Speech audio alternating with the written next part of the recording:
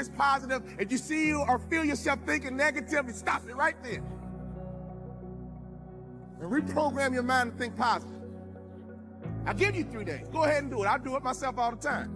The sooner you do great in life. Cannot have the approval of everyone and be great.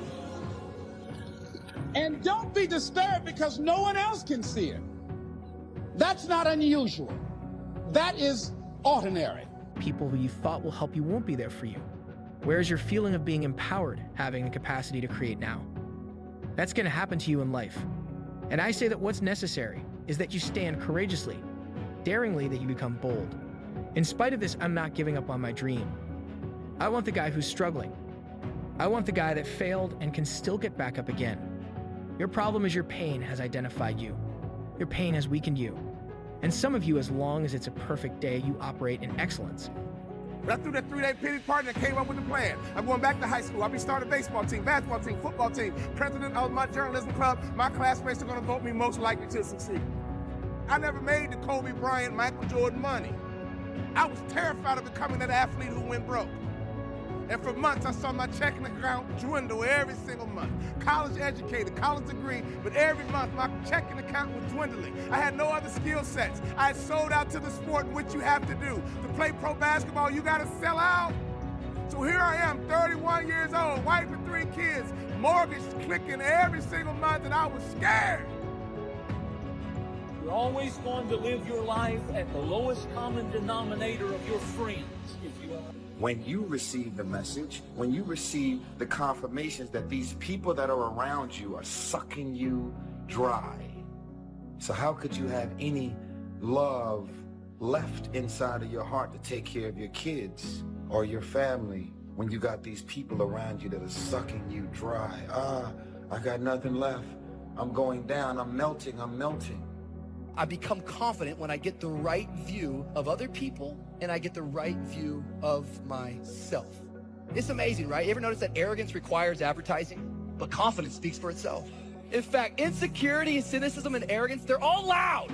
When I was an immature basketball player, I didn't get that concept. I had another teammate named Karl Malone, who arguably had the best body in the history of the NBA. I would go to restaurants with him, and he annoyed me. I couldn't even imagine what the waitress felt like. He annoyed me. Now, he had the best body of all time in the NBA, but he annoyed me in restaurants. He would order grilled chicken Caesar salads, and he would ask the waitress, when you grill my chicken Caesar salad, can you make sure there's no char marks on my chicken breast?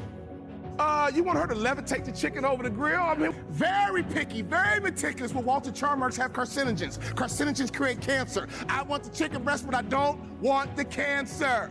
Another time he ordered a chicken salad. This man was 6'9", 256 pounds. He always ate salads, and I rarely saw him clear his plate. Had the best body of all time in the NBA. But confidence doesn't even have to speak. Because confidence isn't based on your words. Confidence is an action. It's an ability to step into the moment and say, I'm not backing down. I'm not quitting. I got my confidence back and I can fulfill. Why are you living a life to impress them? Why are you placing value on what they think?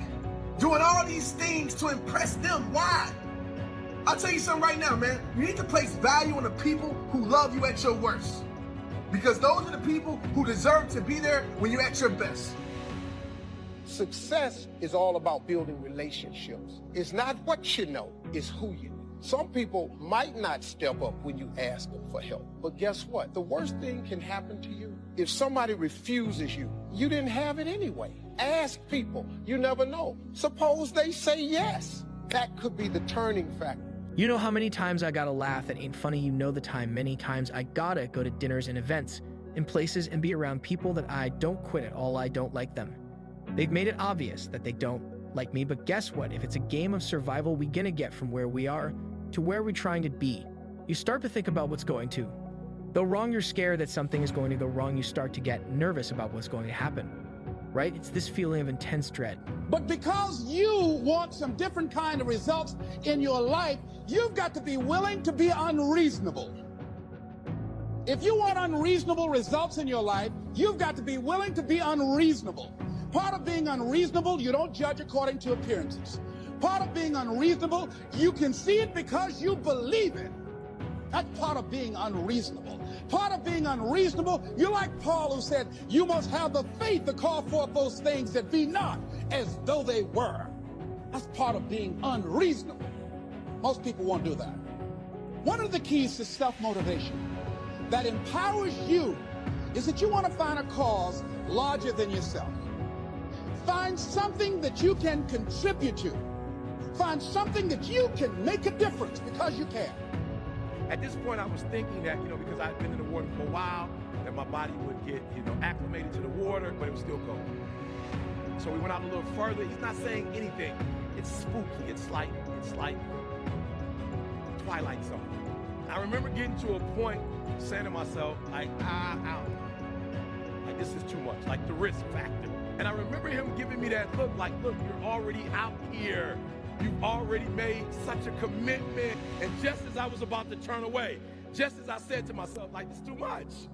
The sacrifice, what I am giving versus what I'm getting, it just doesn't make sense. I need to quit. I need to give up. And as I began to turn around and walk back to the shore, the guru grabs me by the back of my neck and he puts me under the water. And I'm like, whoa, okay, this is different. And he begins to press my head further down the water. And now I literally, I'm holding my breath and 10 seconds go by. God wants you to help people. He wants me to help people, but we can't let other people's expectations control us. At the start of the day, you need to make a decision that no matter what comes against you, you're not going to get upset. No matter what someone says, you're not going to be offended. No matter what delays, disappointments, bad breaks, you're not going to be sour on the other side of some unanswered prayers because you don't think I asked him for a miracle and sat by his bed and watched him breathe his last breath.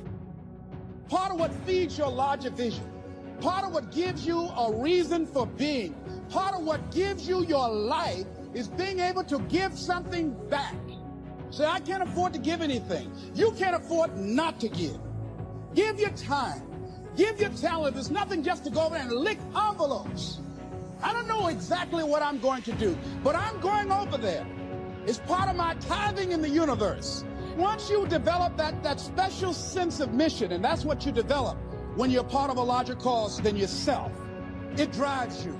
You don't need an alarm clock to get up in the morning. You have special power. You'll go places and folk will like to be around you. They will know there's something different about you.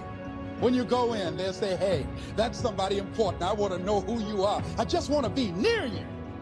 That energy that you have, that consciousness that you will embody will affect everybody around you. 20 seconds go by and 30 seconds go by and he hasn't let me go. And 40 seconds has gone by and he hasn't let me go. 50 seconds, my life flashes in front of me. And just when I thought my life was over, boom, he pulls my head out of the water. I said, you trying to kill me. I told you I wanted to be an educator. I wanted to go to the next level. I wanted to know the secret to success. What was this about? And he said, young man, I need you to answer this question for me. When you were underwater, what were you thinking about? And I said, to be honest with you, the only thing I was thinking about was breathing. He said, that's it, young man, that's it. When you want to succeed, as bad as you want to breathe, young man, then you will be successful in any area of your life. I want to just do for you what the guru did for me. I just want to push you a little further. Yes, the struggle continues. There are people right now that don't have jobs to go to. Families are being disrupted. People are going through so many different changes in their lives right now. But nevertheless, we must continue to carry on. The pain is real. The struggle is real. And so many people have given up on themselves. They have allowed things around them to put them in a position where they have no hope. But I'm here to let you know right now, you got to keep on holding on to hope.